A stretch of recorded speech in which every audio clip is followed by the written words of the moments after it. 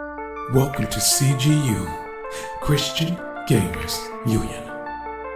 We are a community dedicated to spreading gospel of Jesus Christ, praying and gaming with fellow Christians on all platforms. In Matthew chapter 9 verse 37, then saith he unto his disciples, the harvest truly plenteous, but the laborers are few. We believe that ministry is wherever you are present, and encourage all Christians to become disciples and tell all people about the love of Christ, salvation by faith, and true repentance of sin. We love you guys. If you want fellowship and to work with us, message me. Thank you.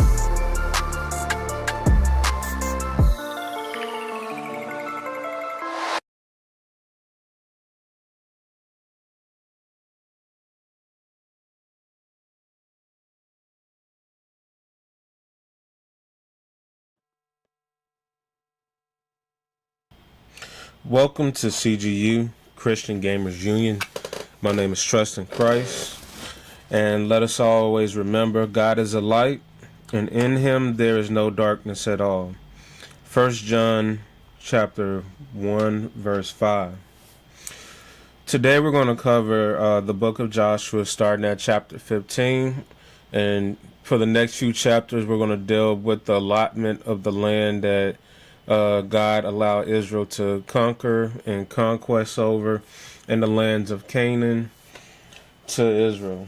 And remember, the main thing that we should get out of this is if you have faith in God, if you trust in his commandments, and if you just look and see the wonders of God that are around you, guess what? God will be for you. And if God is for you, who can be against you? Our promises, as Christians are, spiritual things. They're heavenly things. They are things that might seem afar off, but remember, when Christ returns, when you see the signs, when we look in the book of Matthew 24, when we look at all the tribulation passages, when we see the things, the persecution, nation against nation, kingdom against kingdom, the famine, the pestilence, mother going against daughter, daughter going against daughter-in-law. When you see these things, know that your redemption is near. Know that the promises that God has prepared for us is very near. And that this wicked world that oppressed the poor, that oppressed the widows, that oppressed, the fatherless, that oppressed even us, is going to come to an end, because Jesus is returning. He's coming soon, so we have to be ready. So put on the full armor of God and get ready. So before we get into chapter 15, does anyone want to add anything in regards to the lesson, or have anything they just want to say before we move on? Just briefly, just want to say that, again, it's impossible to please God without faith. So many times I've heard people say that they wait on God for something and then something didn't happen, or they gave up on God midway through, and what you have to understand is that, and we briefly talked about it, sometimes God's answer is no, yes, or yes, but you're going to have to wait, no, because I love you too much, because if I allow this to happen, either you'll turn away from me, or you will, it'll be deaf, it'll be deaf to you. Case in point is with the children of Israel, and we keep going back to examples in the Old Testament of when God told them not to do certain things, not allow certain things to happen. when they did obey God and do what He told them to do, it went right with them. When they had faith in God, when He said, "Trust me, and it'll be well with you." And when they did it, the consequence of their obedience was good. But again, with the giving nights, I keep going back to the giving nights because it's just a great example of what happens when you try to go and lean on your own understanding of something. Uh, instead of inquiring of God and trusting in what God said about His Word, and you try to lean on your own understanding and go your own way, it will be the consequences can be devastating.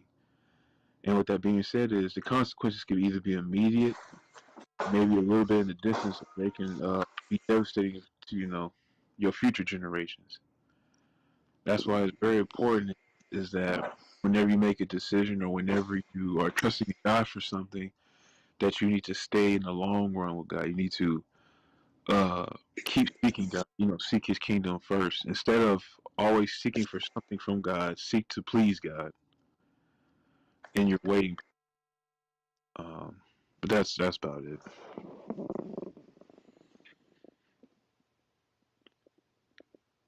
Hello.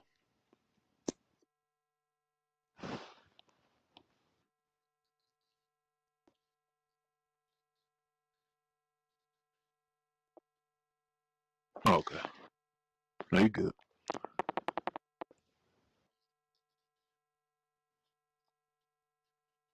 But anyways, we're gonna get started.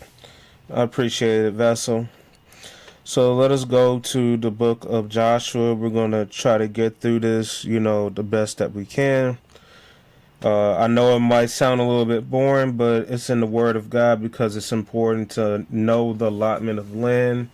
And it actually ties to us when the kingdom comes because Israel is going to be vital after the tribulation period, because the dwelling place of the inheritance is going to go to Israel and the saints, those that obey and worship God, because Israel is the land of the priesthood. And guess what? If you are a believer of Christ, you become a part of God's priesthood by faith. So we're going to get started. Joshua chapter 15, and we're going to go through 17. So we're just going to go through this. And, chapter 15 covers the land that is allotted to Judah. So we're going to see a lot of towns and cities. We're going to briefly go through it. Verse 1. This then was the lot of the tribe of the children of Judah by their families. Even to the border of Edom, the wilderness of Zin, southward was the uttermost part of the south coast. And their south border was from the shore of the salt sea, from the bay that looketh southward. And it went out to the south side of Malcribba, and passed through along Zin, and ascendeth up on the south side of Kadesh Barnea, and passed along Hezron, and went to Adar, and fetched to compass Karka. From thence it passed towards Ammon, and went out unto the river of Egypt, and the goings out of the coast were at the sea. This shall be your south coast. So this is going through the geography of the land that Judah is receiving, just like we covered in the prior chapter towards another tribe. Verse 5. And the east border was the salt sea, even unto the end of Jordan. And their border in the north quarter was from the bay of of the sea at the uttermost part of Jordan. And the border went up to Bethgola, and passed along the north of Beth-arab. And the border went up to the stone of Boan, the son of Reuben. And the border went up towards Debor, from the valley of Achor, and the northward looking towards Gilgal. This before the going up of Adum, which is on the south side of the river, and the border passed towards the north water of Enshemish. And the going out thereof were at Engorel. And the border went up by the valley of the son of Hinnom, unto the south side of the Jebusite. The same is Jerusalem. And the border went up to the top of the mountain that lieth before the valley of Hinnom, westward, which is the end of the valley of the giants northward. So that's part of where Judah is. They're near pretty much the river of Jordan. They're close to the lands of Manasseh. They're close to the border of the sea that's dividing between the two half tribes of Manasseh and Ephraim and Reuben. So Judah is not that far off. All right, verse number 9. And the border was drawn from the top of the hill unto the fountain of Naphtali, and went out to the cities of the mount of Ephraim. And the border was drawn to Bala, which is Karath Jearim. And the border compassed from Bala westward unto the mount of Seir, and passed along unto the side of Jearim, which is Chesalon, on the north side, and went down to Bethshemesh,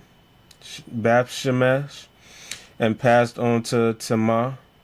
And the border went out onto the side of Ekron, northward, and the border was drawn to Shingron, and passed along to Mount Bala, and went out unto Jebuneel. And the going out of the border were at the sea. And the west border was a great sea, and the coast thereof, this is the coast of the children of Judah, round about according to their families. And unto Caleb the son of Jephunneh, he gave a part among the children of Judah, according to the commandment of the Lord to Joshua, even unto the city of Arba, the father of Anak, which is the city of Hebron. And we pretty much covered in the last chapter, why that happened. Because Caleb was bold alongside Joshua to go into the land of Canaan, that land that was promised, that land was promised where they faced those giants to Joshua and Caleb. So by commandment, Joshua gave that land to Caleb and his descendants to overcome that land. That was a great testimony and testament of the mighty works of God, that Caleb and his descendants overtook that land and territory. That wasn't no small troop.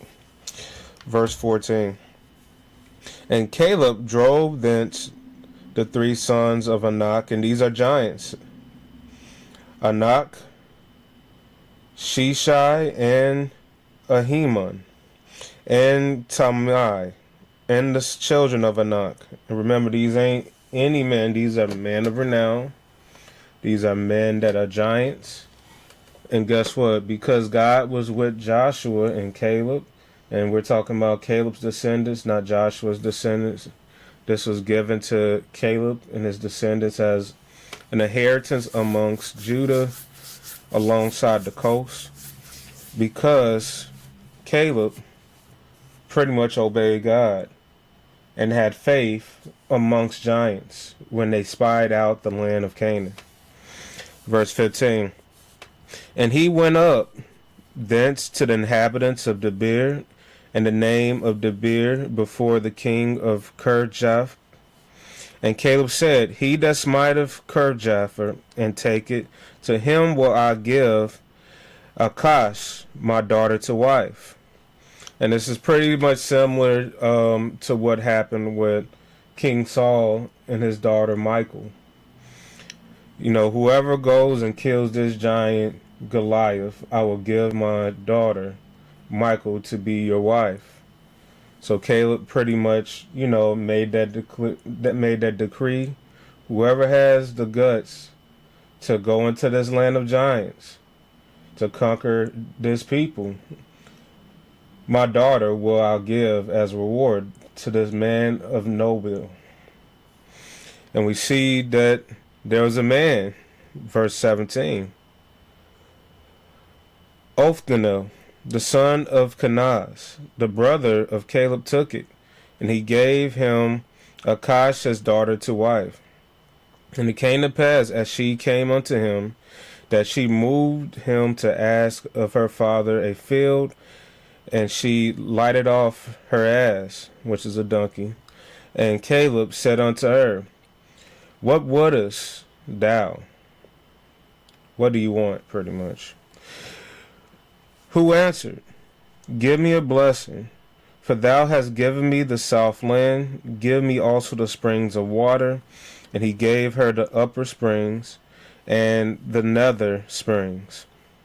This is an inheritance of the tribe of the children of Judah according to their families. So pretty much Caleb's land was alongside the tribe of Judah. And pretty much to give, a recap, as Caleb conquered the lands, which we see in chapter 14, that God gave him provision to overcome and do. He gave his daughter to wife and man. They overcame the land, and pretty much any father would give their daughter, if they have it, land to dwell. So the land that she wanted, that was added upon her inheritance and her husband's inheritance, a part of the tribes that were with Judah that Caleb had. And the uttermost cities, verse 21, of the tribe of the children of Judah, towards the coast of Edom, southward of Kazel, and of Eder, and Jagar, and Canaan, and Demorah, and Adah, and Kadesh, and Hazar, and Ithmon, and Zephah, and Telmim, and Beloth, and Hazar. This is going to be a lot of cities, and Hadath, and Zorath, and Hezron, and Hazar, and Ammon, and Shema, and Molda, and Zaragat, and Heshtamon, and Belpalat, and Hazshuro, and Beersheba, and Ziv Jaffa, and Bala, and Elam, and Zim, and Ethod, and Shazil, and Homor, and Ziglag, and Malkanma, and Sahana, and Labanth, and Shalilam, and Ain, and Ramon. All these cities are 29 with their villages.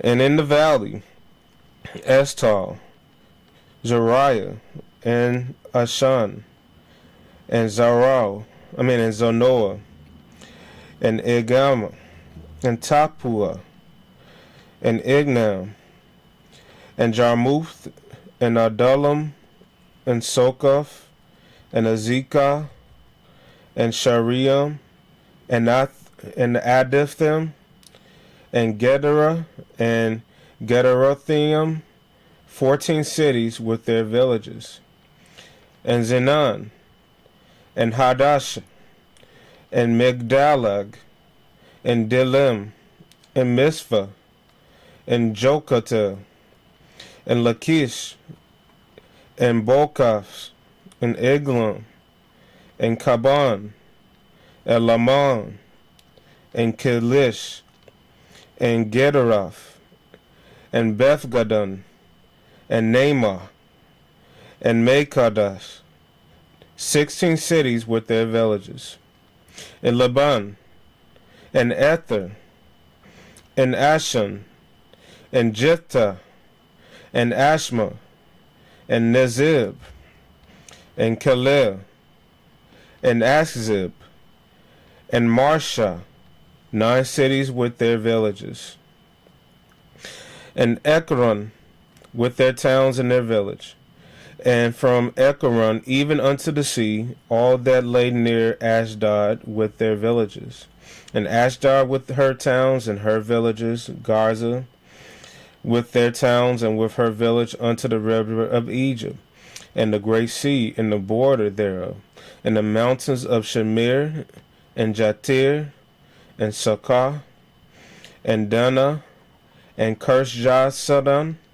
and Debir, and Anab, and Esma, and Anim, and of Goshen, and of Holon, and of Gilo, 11 cities with their villages, and Arab, and Dumah, and Ashan, and Jamon, and Beth-Tappa, and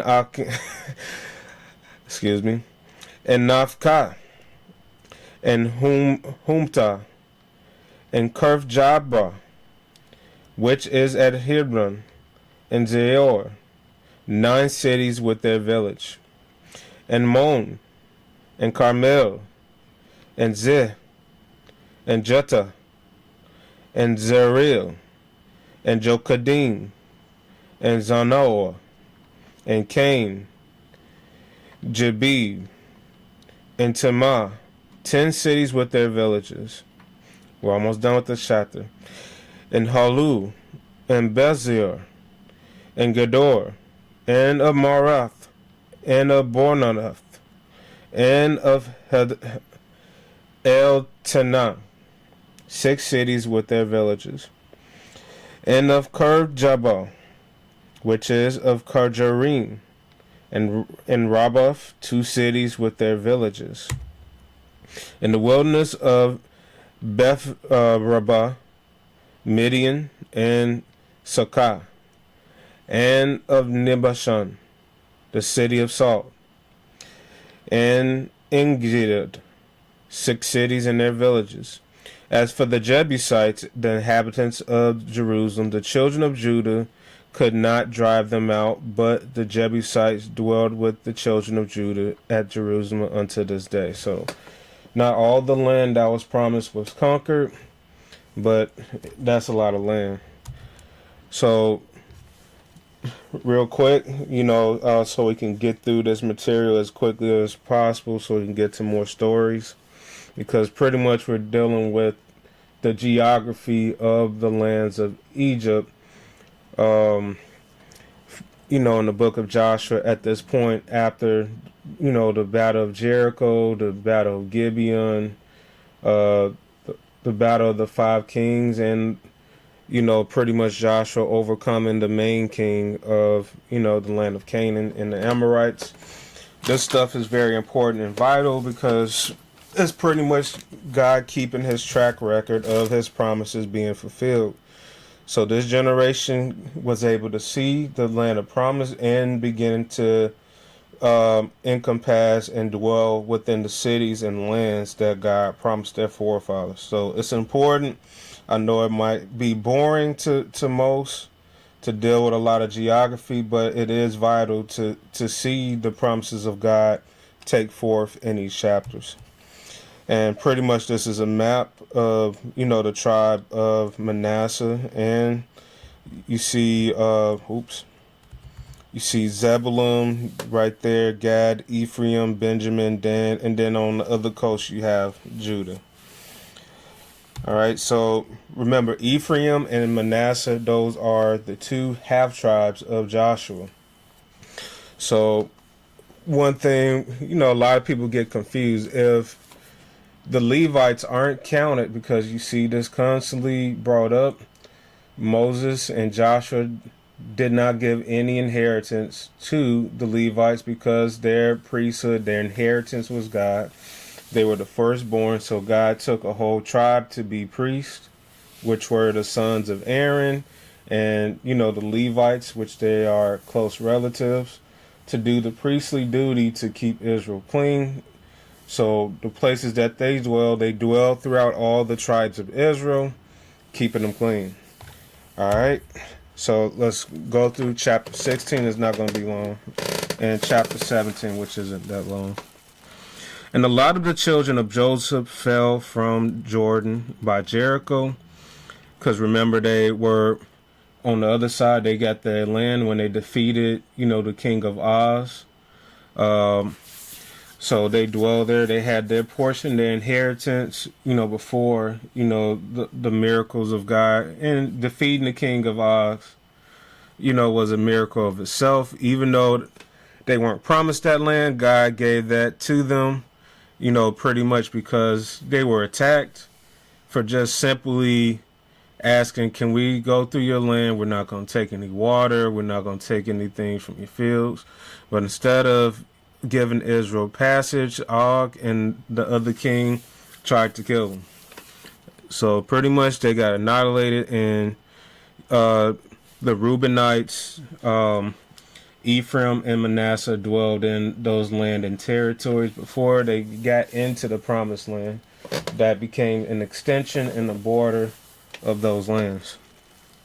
And how did, the two half tribes come into place? Well, to put it briefly, when it comes to inheritance, the oldest son gets a double portion. And it's quite ironic how these three tribes are close together, when you look at the geography of Israel. Because by right, the double portion belongs, to Reuben. But Reuben laid with, his father's concubine. And it's hinted that because of that sin, the double portion was rewarded to Joseph, who delivered his people, saved them from dying in a famine. They were given a double portion. So pretty much Joseph's two sons were both blessed, and because of that, instead of Levi, that's why I really say it's 13 tribes. Instead of Levi having two tribes, having a tribe, Joseph's two sons has a tribe, or, one of the names of Joseph is used in its place. So it's 13 tribes, it's 12 sons of Israel. But remember, Levi is removed, and you see Levi's added back in Revelation. And you just see the tribe of Joshua, and you see the tribe of Dan removed, and it's hinted, they were one of the first nations to be, pagan in, Israel. Verse 16:1.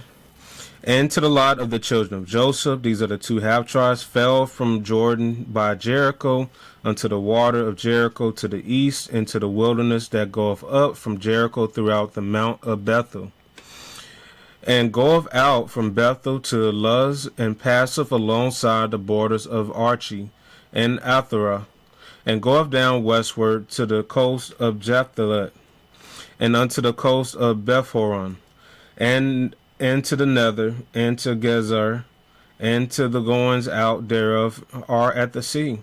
So the children of Joseph, Manasseh and Ephraim, took their inheritance.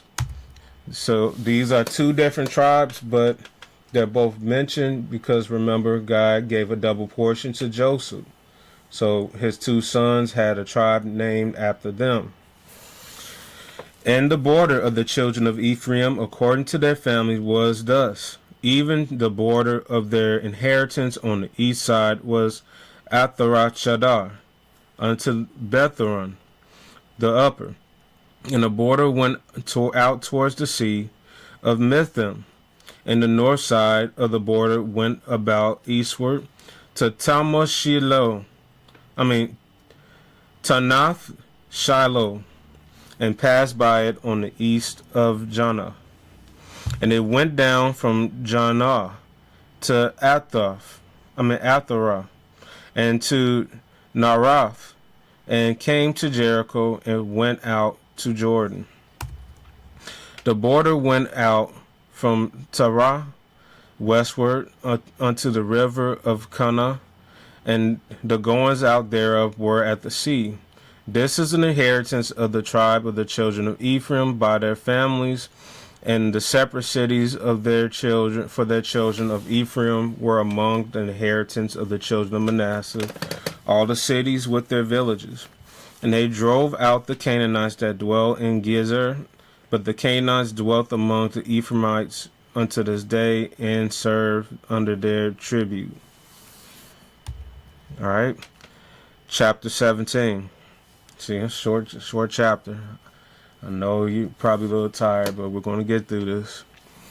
There was also a lot for the tribe of Manasseh. This is the other half tribe of Joseph. For he was the firstborn of Joseph, And remember, Ephraim got the bigger one. Excuse me.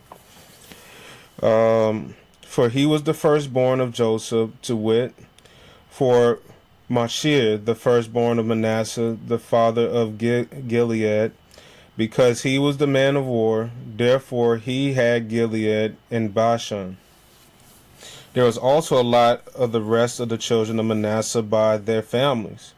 For the children of Abizer, and for the children of Helik, and for the children of Azarel, and for the children of Shemek, and for the children of Hephar, and for the children of Shemida. These were the male children of Manasseh, the son of Joseph, by their families. But of Zaphid, the son of Hephar, the son of Gilead, the son of Machir, the son of Manasseh, had no sons but daughters. And remember, pretty much the man. I mean, pretty much we see that God gave an inheritance to those daughters, and pretty much their inheritance passed down through their lineage through their husbands. So, when we read the law of Moses, if the way inheritance works, you have the eldest sons. If there are no sons after the eldest sons, then it goes to the daughters, and pretty much the children that they raise are raised in their tribe's name. And if there are no daughters, then it goes to those that are closest to kin to the father of that tribe. And if there's no one else, then it goes back to the tribe and is redistributed throughout the tribe, the inheritance in the lands. So this is pretty much what happened to their bloodline. These are three women. So you have Malah, Noah, Hoglah, and Milcah, and Tirzah. And what's important about these three women, we see that God, showed compassion. They had no man of strength within their tribe because they were, dead.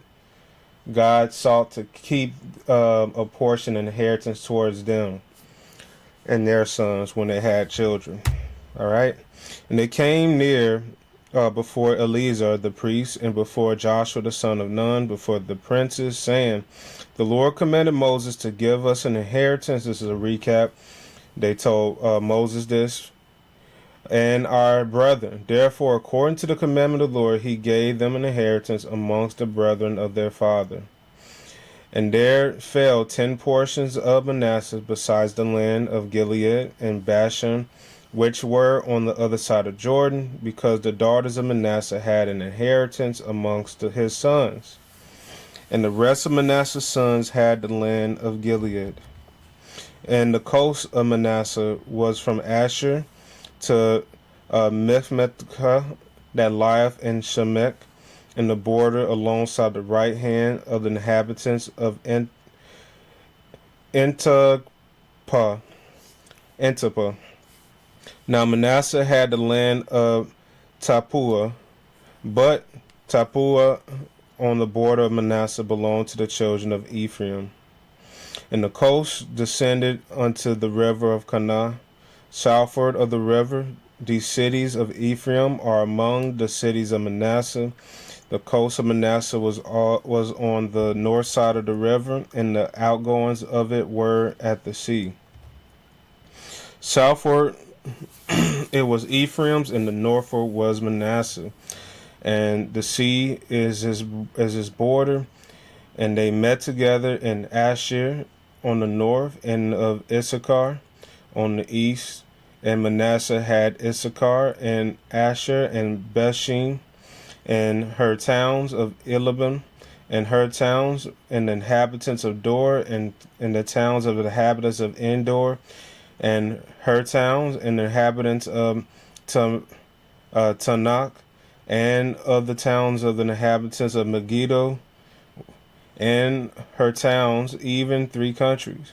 Yet the children of Manasseh could not drive out the inhabitants of the cities of the Canaanites, would dwell in that land. Yet it came to pass, when the children of Israel were waxen strong, that they could put the Canaanites to tribute, but they did not utterly drive them out. And the children of Joseph spake to Joshua, saying, Why hast thou given me but one lot, and one portion to inheritance, seeing I am a great people? For as much the Lord blessed me hitherto. And Joshua answered, If thou be a great people, then get thee up to the wood country, and cut down for thyself the land of the Pezerites, and of the giants in Mount Ephraim, be too narrow for thee. And the children of Joseph said, The hill is not enough for us. All the Canaanites that dwell in the land of the valley have chariots of iron. And this is building up to another great battle that's going to happen. Both they who are of Bethshem and of her towns, and they who are of the valley of Jezreel. And Joshua spake unto the house of Joseph, even to Ephraim and to Manasseh, saying, Thou art a great people, and hast great power. Thou shalt not have only one lot, but the mountain shall be thine, for it is a wood. And thou shalt cut it down, and the outgoing shall be thine. For thou shalt drive out the Canaanites, though they have iron chariots, and though they be strong. Alright, so we're going to end right there. So, pretty much we know how that's going to end, because they're good with God. Manasseh and Ephraim gets those territories, and they drive out those people from that mount. Alright, so we're going to end the Bible study on that note. And does anyone have anything they want to say? Alright, James, close us out. CGU and all of his biblical works are brought to you in part by The Bible. The Bible.